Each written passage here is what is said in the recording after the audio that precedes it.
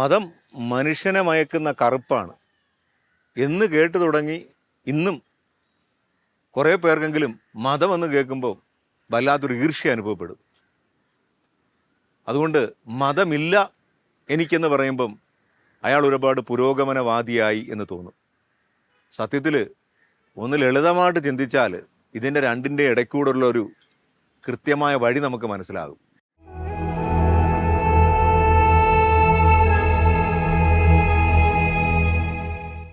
അച്ഛാ, ക്രിസ്തു ഒരു യഹൂദനായിട്ട് ജനിച്ച് യഹൂദനായിട്ട് ജീവിച്ചു.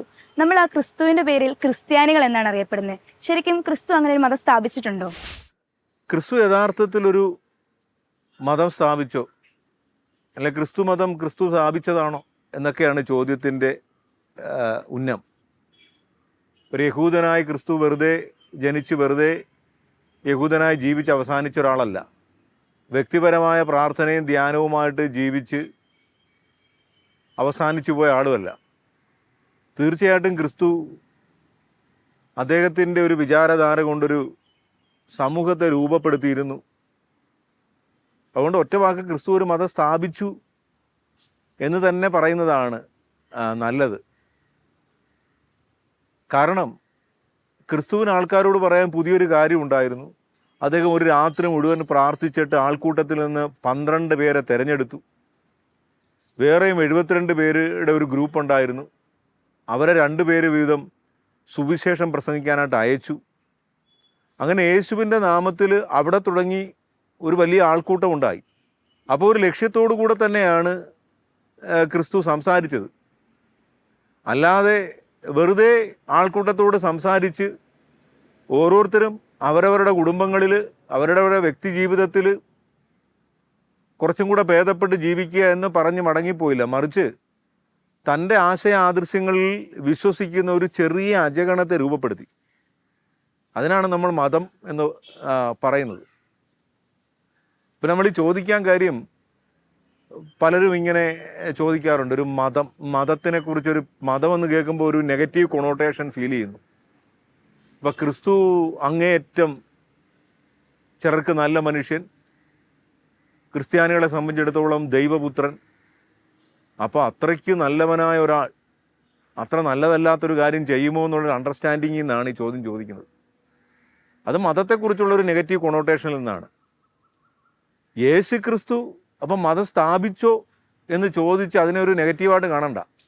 യേശു ക്രിസ്തു ഒരു മതം സ്ഥാപിച്ചു. മതം സ്ഥാപിച്ചു എന്ന് പറയുമ്പോൾ ഒരാൾ എഴുന്നേറ്റ് നിന്ന് ഞാനൊരു മതം സ്ഥാപിക്കാൻ പോവുകയാണ് എന്ന് വിളിച്ചു പറയേണ്ട കാര്യമില്ല. അദ്ദേഹത്തിന് തികച്ചും വ്യത്യസ്തമായ ഒരു ചിന്താധാര ഉണ്ടെങ്കിൽ, അതിലേക്ക് ആൾക്കാരെ ആകർഷിക്കുന്നുണ്ടെങ്കിൽ, ആ പശ്ചാത്തലത്തിൽ ഒരു പുതിയ ജീവിതം പടുത്തുയർത്താൻ ആൾക്കാരുണ്ടെങ്കിൽ അതാണ് മതം. അപ്പോൾ നമ്മൾ ചിന്തിക്കേണ്ടത് ക്രിസ്തു സ്ഥാപിച്ച മതത്തിൻ്റെ ഒരു എസൻസ് എന്താണെന്നുള്ളതാണ്. അതിനാണ് ക്രിസ്തു ദൈവരാജ്യം എന്ന് പറയുന്നത്. നമ്മൾ ബൈബിളിൽ വായിക്കുന്നത് ദൈവരാജ്യം പ്രഘോഷിച്ചുകൊണ്ട് ക്രിസ്തു വന്നെന്നാണ്. സമയം സമാഗതമായി അനുദപിച്ച് ദൈവരാജ്യത്തിൽ വിശ്വസിക്കുക, അതാണ് ക്രിസ്തുവിൻ്റെ മതം. ദൈവരാജ്യം എന്ന് പറഞ്ഞാൽ യേശു ജീവിക്കുന്ന സമൂഹത്തിൽ ഒരു രാജ്യമുണ്ട്. ആ രാജ്യത്തെ കീഴടക്കി ഭരിക്കുന്ന മറ്റൊരു രാജ്യമുണ്ട്. ഈ ലോകമെമ്പാടും രാജ്യമുണ്ട്. ഈ രാജ്യങ്ങൾക്കും രാജാക്കന്മാർക്കുമൊക്കെ അതിൻ്റേതായ പ്രശ്നങ്ങളുണ്ട്. അതൊക്കെ ഒരു പ്രായോഗിക തലത്തിൽ പരിഹരിക്കാൻ പറ്റാത്തിടത്തോളം നീണ്ടു പോകും. ഈ ലോകത്തെന്നും പ്രശ്നങ്ങളുണ്ടാകും.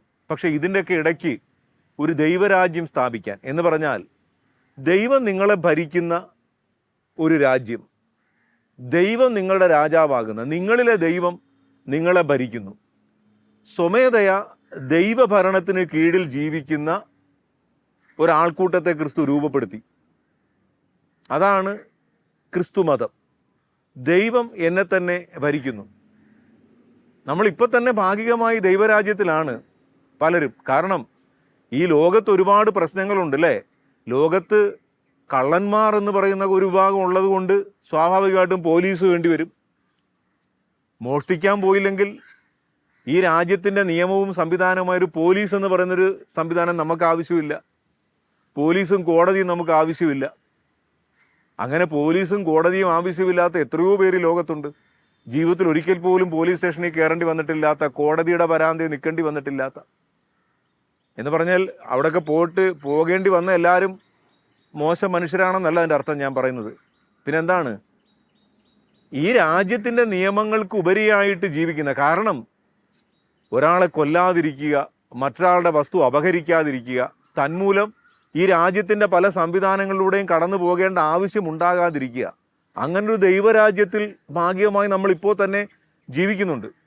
അതിനോട് ചേർത്ത് പറയാൻ പറ്റുന്ന ഒരു കാര്യം, വിശുദ്ധ പാതിരേപ്പിയോടടുത്ത് പലരും വന്നിട്ട് പ്രാർത്ഥിച്ചിട്ട് ഞങ്ങളോട് എന്തെങ്കിലും പറയണമെന്ന് പറയും. അപ്പോൾ അങ്ങനെ ഇരിക്കുമ്പോൾ കുറച്ച് പട്ടാളക്കാർ ഒരു ദിവസം അവരുടെ യൂണിഫോമിലൊക്കെ വന്നിട്ട് പറഞ്ഞു, ഞങ്ങൾക്ക് വേണ്ടി പ്രാർത്ഥിക്കുക. പ്രാർത്ഥിച്ചു കഴിഞ്ഞപ്പോൾ പറഞ്ഞു, ഞങ്ങളോട് എന്തെങ്കിലും ഒന്ന് സംസാരിക്കാൻ പറഞ്ഞു, ഞങ്ങൾക്ക് ആവശ്യമായ എന്തെങ്കിലും ഒന്ന് പറയാൻ. അപ്പോൾ വിശുദ്ധ പാതിരേപ്പിയ പറഞ്ഞു, നിങ്ങളുടെ ആവശ്യമില്ലാത്തൊരു ലോകം ഉണ്ടാകട്ടെ എന്ന്.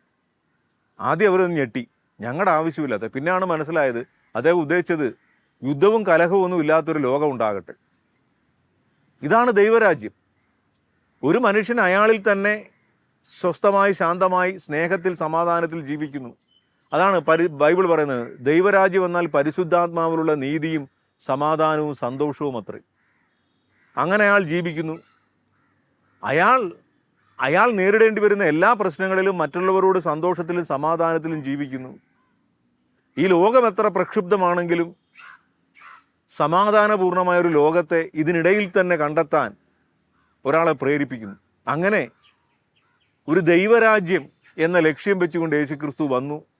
ആ ദൈവരാജ്യം പ്രഘോഷിച്ചു. ആ ദൈവരാജ്യത്തിലേക്ക് എല്ലാവരെയും കൂട്ടിക്കൊണ്ടുപോയി. അതാണ് ഈശോ പ്രാർത്ഥിക്കാൻ പഠിപ്പിച്ചത്. സ്വർഗസ്ഥനായ ഞങ്ങളുടെ പിതാവേ, അങ്ങയുടെ നാമം പൂജിതമാകണമേ, അങ്ങയുടെ രാജ്യം വരണമേ. സകലതും സൃഷ്ടിച്ച ദൈവത്തിൻ്റെ രാജ്യം, ദൈവം മനുഷ്യനെ ഭരിക്കുന്ന രാജ്യം. അപ്പോൾ യേശുക്രിസ്തു ഒരു മതം സ്ഥാപിച്ചു, അതിൽ തർക്കമില്ല. പക്ഷെ മതം സ്ഥാപിച്ചോ നമ്മൾ ചോദിക്കുന്നതിൻ്റെ പിന്നിലെ പ്രശ്നം, മതങ്ങൾ പ്രശ്നമാണെന്നൊരു ചിന്ത കടന്നിട്ട് അത്രയ്ക്കൊരു പ്രശ്നം ക്രിസ്തു ചെയ്യുമോ എന്നുള്ളതാണ് നമ്മളെ ആ ചോദ്യം ചോദിക്കാൻ പ്രേരിപ്പിക്കുന്നത്. അപ്പം അതിനുത്തരം, ക്രിസ്തു മതം സ്ഥാപിച്ചു, പക്ഷെ മതം നമ്മൾ ഉദ്ദേശിക്കുന്നത് പോലെയല്ല. അത് വളരെ ചുരുങ്ങിപ്പോയെന്നല്ല, അതൊരു പ്രത്യേക വിഭാഗത്തിൻ്റേതല്ല. ലോകത്തുള്ള എല്ലാവരെയും ഉൾക്കൊള്ളാൻ കഴിയുന്ന, എല്ലാവർക്കും സമാധാനവും സന്തോഷവും പ്രദാനം ചെയ്യുന്ന, ഓരോ മനുഷ്യനെയും സമൂഹത്തെയും ദൈവം നേരിട്ട് ഭരിക്കുന്ന ദൈവരാജ്യം സ്ഥാപിക്കാനുള്ളൊരു മതം യേശുക്രിസ്തു സ്ഥാപിച്ചു. അതുതന്നെയാണ് അതിൻ്റെ കാതലായ കാര്യം. പിന്നെ നമ്മളിപ്പോൾ നോക്കുമ്പം ഈ മതമെന്ന് പറയുമ്പം പോപ്പ്, ഒരുപാട് ബിഷപ്പുമാർ, അച്ഛന്മാർ, പല പല ആൾക്കൂട്ടങ്ങളും, അതതിൻ്റെ ഒരു സ്വാഭാവിക പരിണാമമാണ്. 12 പേരെ ഉള്ളപ്പോൾ ഒരു ചെറിയ കൂര മതി. അതിലേക്ക് ആൾക്കാർ കൂടുമ്പോൾ അതിൻ്റെ എണ്ണം വർദ്ധിക്കും, സ്ഥാപനങ്ങളുടെ എണ്ണം വർദ്ധിക്കും, വീടുകളുടെ എണ്ണം വർദ്ധിക്കും. അതിൻ്റെ ഒരു സ്വാഭാവിക പരിണാമമാണ്. ഇങ്ങനെ എല്ലാം വർദ്ധിക്കുമ്പോഴും ആ മതത്തിൻ്റെ അന്തസത്ത സൂക്ഷിക്കാൻ പറ്റുക എന്നുള്ളതാണ് നമ്മുടെ വെല്ലുവിളി. അതാണ് ദൈവരാജ്യം എന്ന ഒരു മതം ക്രിസ്തു വിഭാവനം ചെയ്തത്. അച്ഛോ, മതങ്ങൾ തമ്മിൽ ഒരുപാട് പ്രശ്നങ്ങളും കലഹങ്ങളും ഉള്ള ഈ കാലഘട്ടത്തിൽ മതം എന്ന ചിന്ത ഇല്ലാത്തതല്ലേ നല്ലത്? തീർച്ചയായിട്ടും ഈ കാലഘട്ടത്തിൽ കൂടുതൽ ഉയർന്നു കേൾക്കുന്ന ഒരു ചോദ്യമാണ്. മതങ്ങളൊക്കെ പ്രശ്നമാണ്, മതങ്ങൾ മൂലം ഒരുപാട് കലഹങ്ങളുണ്ടാകുന്നു, അപ്പം മതമില്ലാത്തതല്ലേ നല്ലത്? അതേന്ന് പറഞ്ഞ് ജനകീയരാകുന്ന ഒരുപാട് പേരുണ്ട്. പക്ഷെ അത് ഈ പറഞ്ഞ മതം എന്നുള്ളൊരു കോൺസെപ്റ്റിനുണ്ടായ ഒരു മുറിവ് മൂലമാണ്, ഒരു നെഗറ്റീവ് മാർക്ക് മൂലമാണ്. സത്യത്തിൽ നമ്മൾ മതത്തെക്കുറിച്ച് എങ്ങനെയാണ് മനസ്സിലാക്കേണ്ടത്? ആദ്യം മതം എങ്ങനെ ഉണ്ടായി? മതമില്ലാത്തതല്ലേ നല്ലതെന്ന് ചോദിക്കുന്നൊരു ചോദ്യത്തിന് തന്നെ വലിയൊരു പ്രായോഗികതയില്ല. കാരണം ഈ മതം ആരും ഉണ്ടാക്കുന്നതല്ല, അത് ഉണ്ടാകുന്നതാണ്. ലോകത്തെവിടെയോ ഒരു മനുഷ്യൻ ഒരു പ്രത്യേക ശൈലിയിൽ ജീവിക്കുന്നു. ആ ശൈലി നല്ലതാണെന്ന് തോന്നുമ്പം അതിനെ ആൾക്കാർ അനുഗമിക്കുന്നു, അതിൻ്റെ എണ്ണം കൂടുന്നു. അതങ്ങനെ പാടില്ല എന്ന് പറഞ്ഞാൽ ഇല്ലാതാകുമോ? അത് സ്വാഭാവികമായി സംഭവിച്ചുകൊണ്ടേയിരിക്കും. അങ്ങനെ തന്നെയാണ് ലോകത്തെല്ലാ പ്രസ്ഥാനങ്ങളും ഉണ്ടാകുന്നത്. അപ്പം പിന്നെ അടുത്തത് നമുക്ക് ചിന്തിക്കാനുള്ളത്, മതം ഇല്ലാതാകേണ്ട കാര്യമില്ല, മറിച്ച് മതം എന്താണെന്നുള്ളതാണ് ചിന്തിക്കേണ്ടത്. ഒരു മതത്തെ നമ്മൾ എങ്ങനെ മനസ്സിലാക്കും എന്നുള്ളതാണ്. ഒരു മതത്തെ മനസ്സിലാക്കേണ്ടത് ഈ മതത്തിൽ, നമുക്ക് ക്രിസ്തു മതത്തിൻ്റെ കാര്യം എടുക്കാം, എനിക്ക് ഇപ്പോൾ പറയാൻ അറിയാവുന്നത് അതിനെക്കുറിച്ചാണ് അല്പമെങ്കിലും. ഇപ്പം നമ്മളൊരു ക്രിസ്തു മതത്തെ മനസ്സിലാക്കുക എന്ന് പറഞ്ഞാൽ ഈ ക്രിസ്തു മതത്തിൽ ഉൾപ്പെട്ട മനുഷ്യരുടെ ജീവിതത്തിലൂടെ അല്ല ക്രിസ്തു മതം എന്താണെന്ന് മനസ്സിലാക്കേണ്ടത്. കാരണം ഇത് 2000 വർഷങ്ങൾക്ക് മുമ്പേ ആരംഭിച്ച ഒരു സംഭവമാണ്. നമ്മളിപ്പോൾ ഈ ജീവിക്കുന്ന കാലഘട്ടത്തിൽ ഇതെന്താണ് ക്രിസ്തു മതമെന്ന് അറിയാതെ തന്നെ ഈ മതത്തിൽ ജനിച്ചു വളർന്ന ഒരുപാട് മനുഷ്യരുണ്ട്. അവരതിനെക്കുറിച്ചൊന്നും ചിന്തിക്കുന്നില്ല. മറിച്ച് അവർ ജനിച്ചു വളർന്ന പശ്ചാത്തലത്തിൽ കണ്ട പള്ളികളിൽ പോകുന്നു, പ്രാർത്ഥിക്കുന്നു. ഇതെല്ലാം അവരവരുടെ ജീവിതത്തിന് എങ്ങനെ ഉപകാരപ്പെടുമെന്ന് അവർ നോക്കുന്നു. ക്രിസ്തു ചിലപ്പോൾ ഒരുപക്ഷെ അവരുടെ ജീവിതത്തിൻ്റെ ഒരു പ്രധാന വിഷയമായി മാറുന്നില്ല. സുവിശേഷം അവർക്കൊരു നിർണായകമായ കാര്യമായി മാറുന്നില്ല. സുവിശേഷത്തെ അതിലംഘിച്ചും ക്രിസ്തുവിനെ ഗമനിക്കാതെയും അവർക്ക് ഇഷ്ടമുള്ളതുപോലെ ജീവിക്കുന്നു. അവരുണ്ടാക്കുന്ന പ്രശ്നങ്ങളെല്ലാം ക്രിസ്തുമതത്തിൻ്റെ പ്രശ്നങ്ങളായി മാറുന്നു. സത്യത്തിൽ ഇത് മതത്തിൻ്റെ പ്രശ്നമല്ല, മതത്തിൽപ്പെടുന്ന മനുഷ്യൻ്റെ പ്രശ്നങ്ങളാണ്. ഇത് രണ്ടും തമ്മിൽ വേർതിരിച്ചറിയാനായിട്ട് നമുക്ക് സാധിക്കണം. ഒരു മതമാണോ യഥാർത്ഥത്തിൽ ഈ പ്രശ്നങ്ങൾ ഉണ്ടാക്കുന്നത്, അതോ ഈ മതത്തിൽ ഉൾപ്പെടുന്ന മനുഷ്യരുണ്ടാക്കുന്ന പ്രശ്നങ്ങൾ മതത്തിൻ്റെ പേരിൽ ആട്രിബ്യൂട്ട് ചെയ്യപ്പെടുന്നതാണോ? ഒരു ചെറിയ ഉദാഹരണം പറഞ്ഞാൽ, ഡിവൈൻ ധ്യാന കേന്ദ്രത്തിൽ ഞാൻ പണ്ട് ചെന്നപ്പോൾ അവിടെ ഒരു കുറിപ്പ് എഴുതി വച്ചിരിക്കുന്നുണ്ട്, മാനസികമായ വെല്ലുവിളികൾ നേരിടുന്നവരെ ധ്യാനത്തിൽ പ്രവേശിപ്പിക്കരുത്. അതിൻ്റെ ഉദ്ദേശം ഒന്നൊരു പക്ഷേ അവർക്ക് അവിടെ നടക്കുന്ന കാര്യങ്ങളൊന്നും മനസ്സിലാകാത്തത് കൊണ്ടായിരിക്കാം. പക്ഷെ അതിനേക്കാൾ ഗൗരവമായൊരു കാര്യമുണ്ട്. എന്താണ്? ഈ മനുഷ്യൻ മാനസികമായ വെല്ലുവിളി നേരിടുന്ന ഒരാളാണെന്ന് ഒരുപക്ഷെ അയാളുടെ വീട്ടുകാർ മാത്രമായിരിക്കും അറിയുന്നത്. അദ്ദേഹം വന്ന് ധ്യാനം കൂടി അതിനുശേഷം അയാൾ ഏതെങ്കിലും നാട്ടുംപുറത്ത് നിന്ന് അദ്ദേഹത്തിൻ്റെ മനസ്സിലെ ഈ സങ്കല്പങ്ങൾക്കനുസരിച്ച് അല്ലെങ്കിൽ മനസ്സിൻ്റെ പരിധി വിട്ട അവസ്ഥകൾക്കനുസരിച്ച് എന്തെങ്കിലുമൊക്കെ സംസാരിക്കുമ്പോൾ പൊതുവെ ആൾക്കാർ പറയുന്നൊരു കാര്യമുണ്ട്, ഇവൻ ധ്യാനം കൂടിയിട്ട് വന്നതാ, ധ്യാനം കൂടി ഇങ്ങനെ ആയെന്ന്. സത്യത്തിൽ ഈ ഒരു മാനസികാവസ്ഥയോടെ ധ്യാനം കൂടിയതാണ്, അല്ലാതെ ധ്യാനം കൂടി ഇങ്ങനെ ആയതല്ല. ഈ ചെറിയ ഉദാഹരണത്തിൽ നമുക്ക് മതത്തെക്കുറിച്ച് ചിന്തിക്കാം.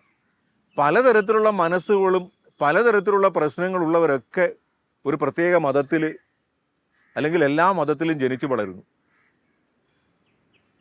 ഈ മതം അവരെ അങ്ങനെ ആക്കിയതാണോ, അതോ പല പ്രശ്നങ്ങളോടുകൂടെ ഈ മതത്തിൽ അവർ ജനിച്ചു വളർന്ന് ജീവിക്കുന്നതാണോ?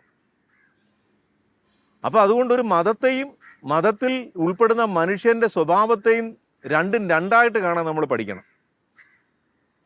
ഒരു ക്രിസ്ത്യാനി കാണിക്കുന്ന എല്ലാ കുഴപ്പങ്ങളും ക്രിസ്തു മതത്തിൻ്റെ കുഴപ്പമാണെന്ന് പറയാതിരിക്കാനുള്ള ഒരു വിവേചന ബോധം നമുക്കുണ്ടാകണമെന്നുള്ളതാണ് ഏറ്റവും പ്രധാനപ്പെട്ട കാര്യം.